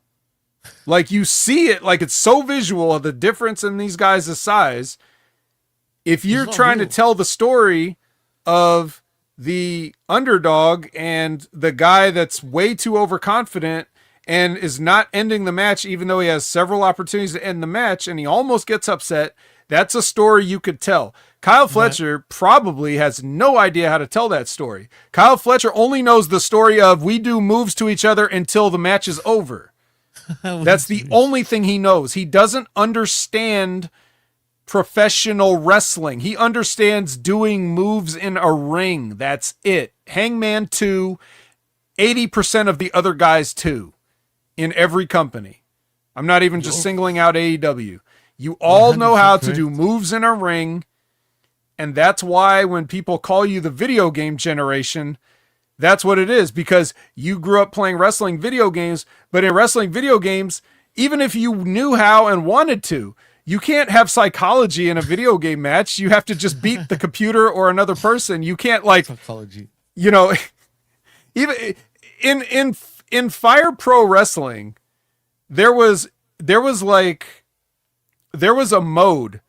They called it like concrete, where if you played like against other people, it would be like, okay, you guys are just trying to win, right? Right. Like you're just trying to win the same you would play anybody online in a match and try to win.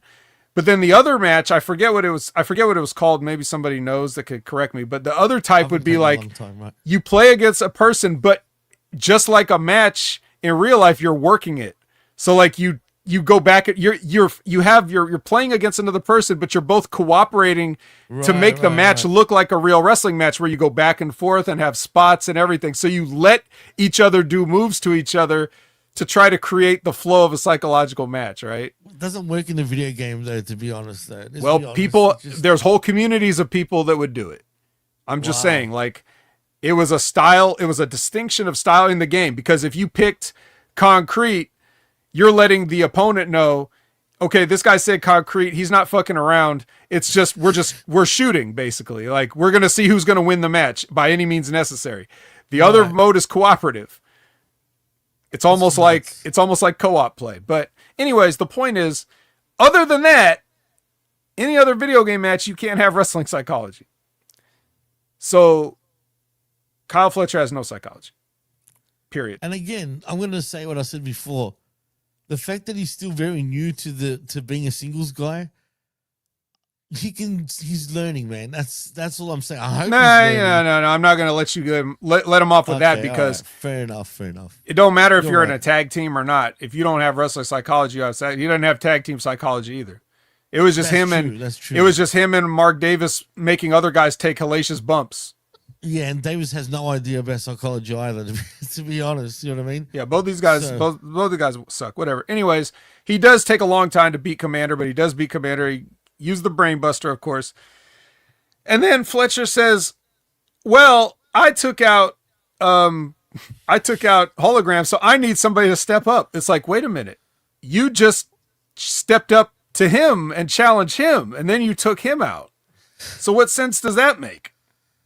It makes. What do you mean step up? He didn't even step up in the first place. You stepped up. Now he's saying stepped up. Now, I would give him credit as being a heel by saying that, but I don't give him any credit because he doesn't know what he's doing. Right. Well, like Professor says, Cole's not learning Jimmy. He's doubling down on his style.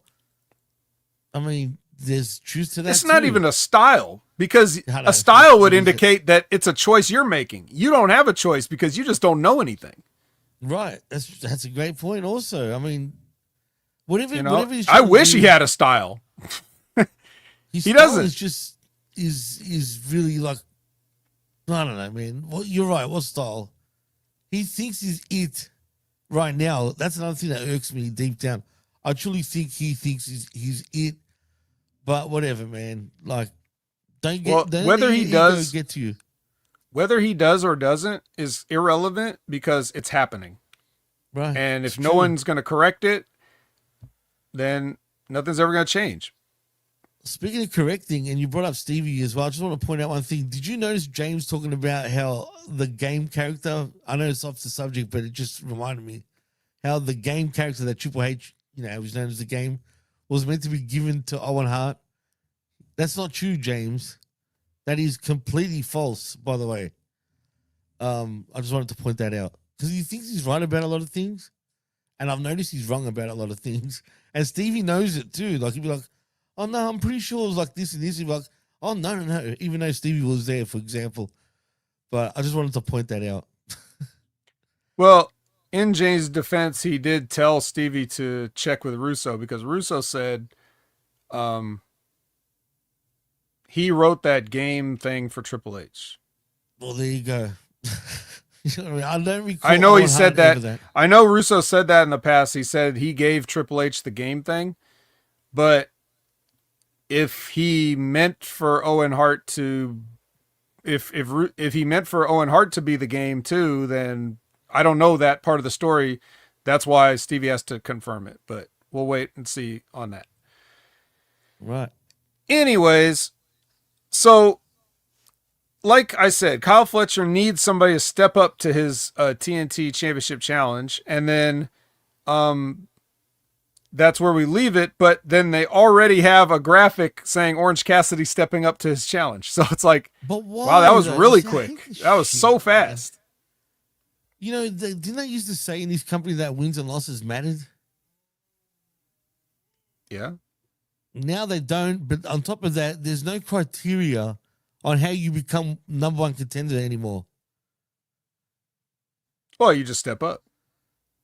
Step up on what though? Like, and then when Kyle Fletcher attacks you, you have to step back down. So that's how, so if he attacks Orange Cassidy at the start of Dynamite, then he can get out of the match. Which actually, I would do that. Like, actually, now I would do that because now you've got a story where Kyle Fletcher keeps challenging people, and then they step up, and then he knocks them down, and then says, "Well, guess somebody else needs to step up." Right, but they're not going to do that. Nope, not at all.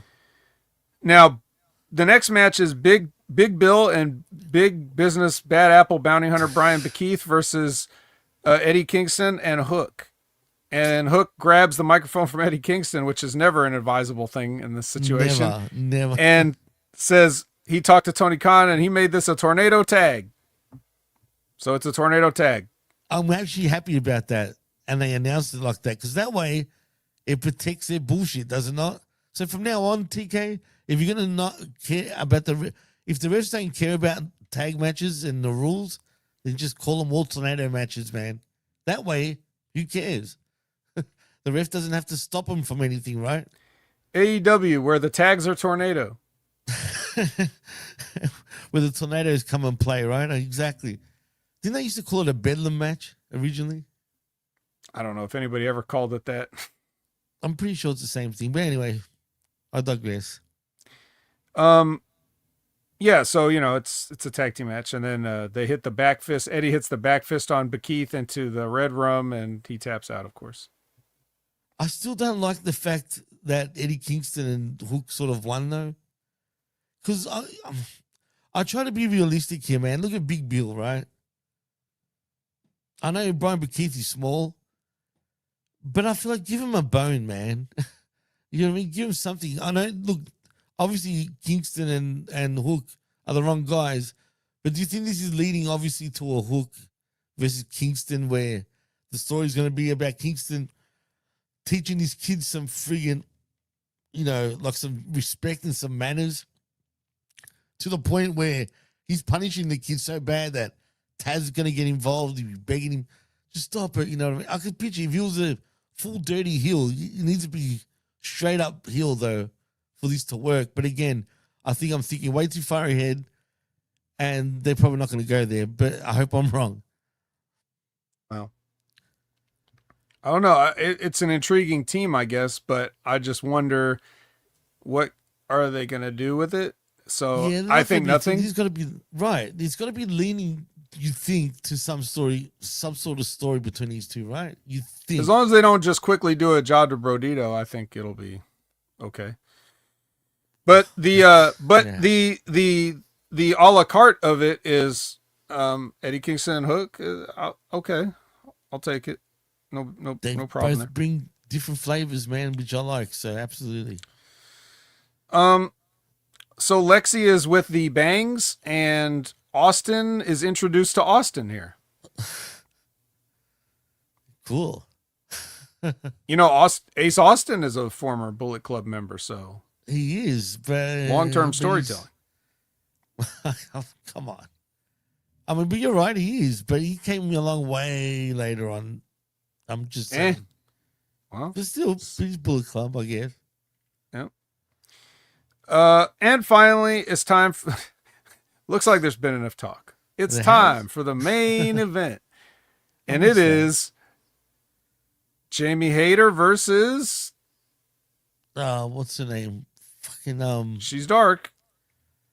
Yeah, what's it called? She says a hat. Oh God. The Dark Julia, man. That was half-hearted. Come on, do the voice. Oh yeah, shit. Sorry, because it just. Dark Julia. Why was this the main event? But Oh, everybody else was in bed, so. yeah, but Julia just loses all the time. She's a loser, bro. I don't even know if it's even worth me doing the Dark Julia anymore. She's blonde. She's still a little dark. Is she though? I mean, Or her clothes. yeah, but Her I feel attitude. Like they need to give her a bone too, bro. Like, how many losses do you want to get? Let me ask you a shoot question. What percent of AEW's own fans do you think could tell you the reason that Julia's like this now? The original reason.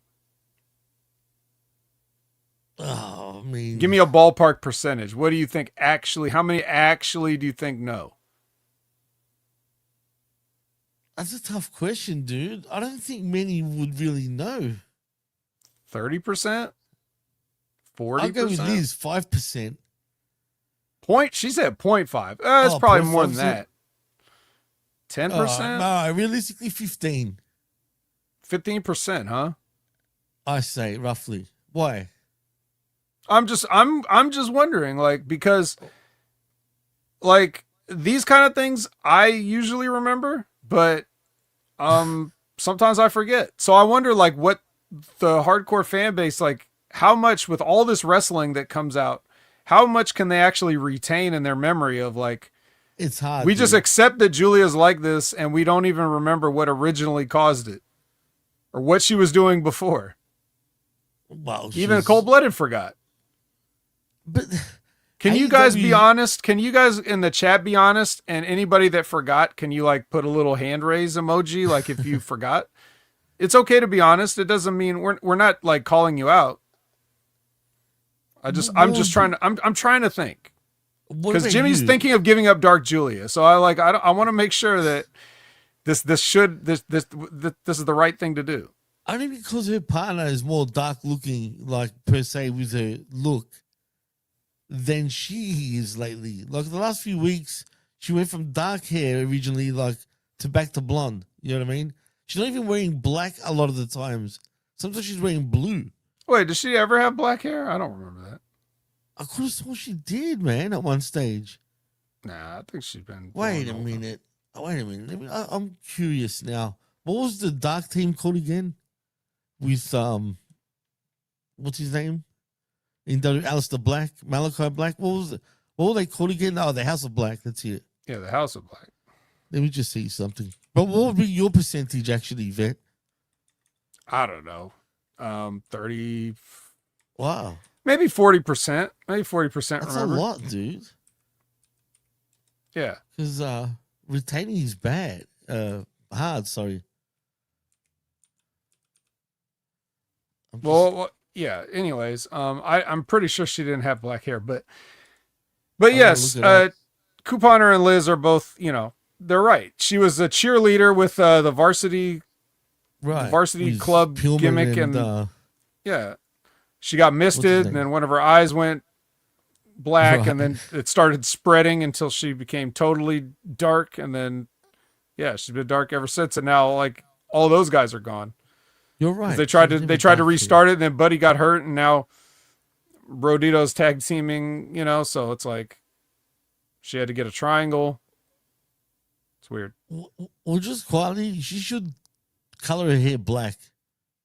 Why bother anymore?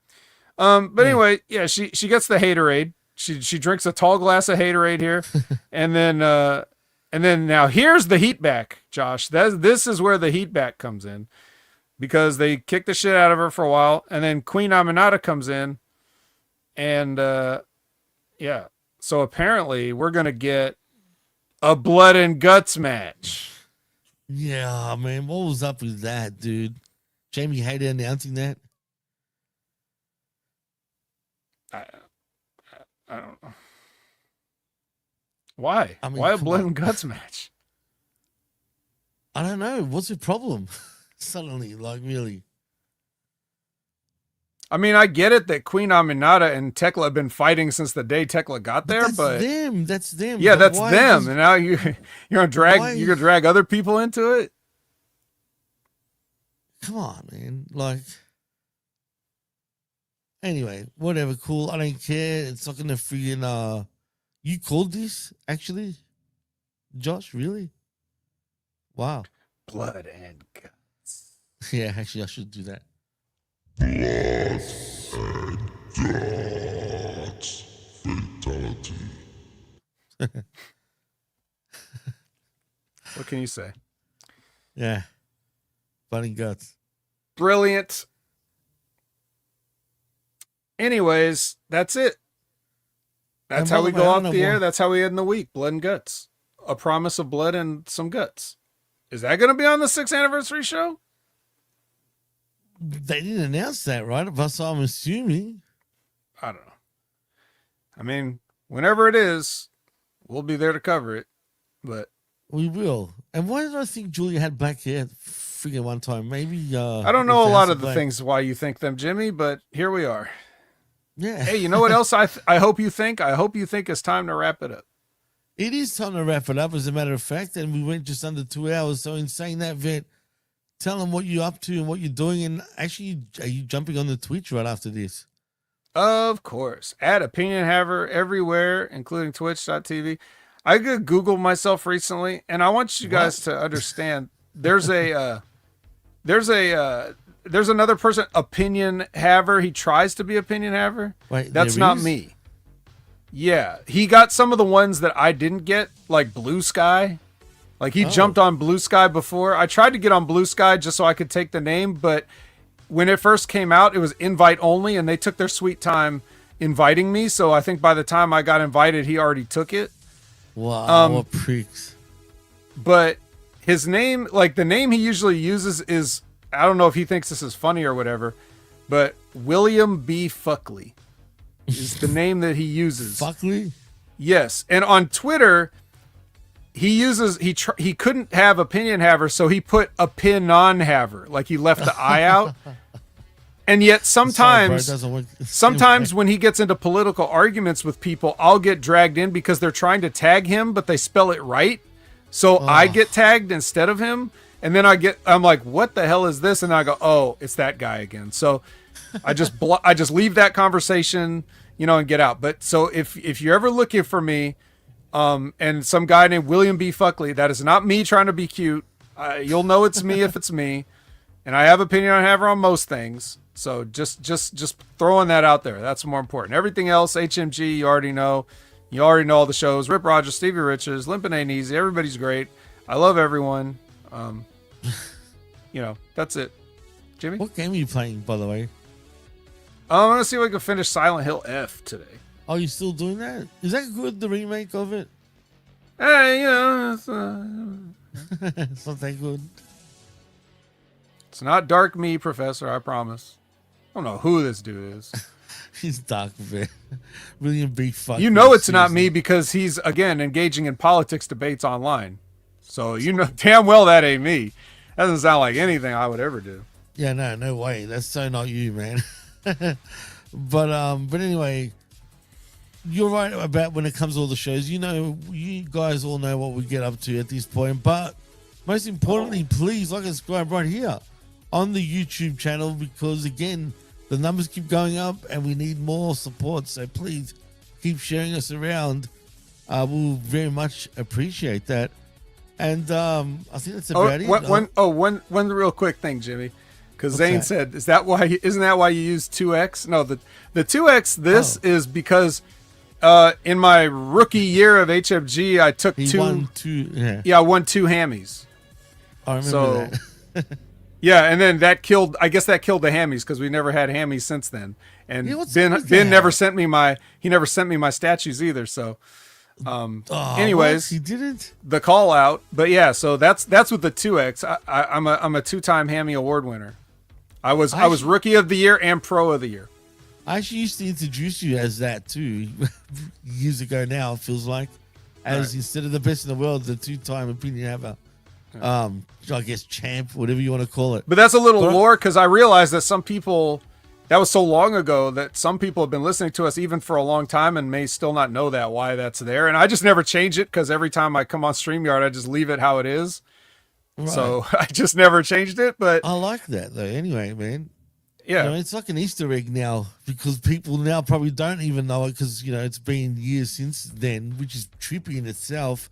But I remember that. Funny enough, before we do go, I remember for some reason I was so nervous talking on that. For whatever reason, I fucking botched it, bro. I remember. Like, I had to read a certain spot, totally botched it so bad that I was like, I need to get the hell out of here. Like, it was that bad.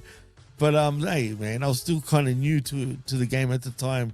Not new, but in terms of hosting, I never used to host, ever. I used to, like, get Chris, if you remember, to host. I'm like, I'm not hosting, you hosting. But anyway, that was back then. This is now. So in saying that, as I said, please like and subscribe. But till next time, I guess we're out, Vet. I am Jimmy T. He is the best in the world, Jamie the Vet Williams. And you've been listening and watching the Wreckage.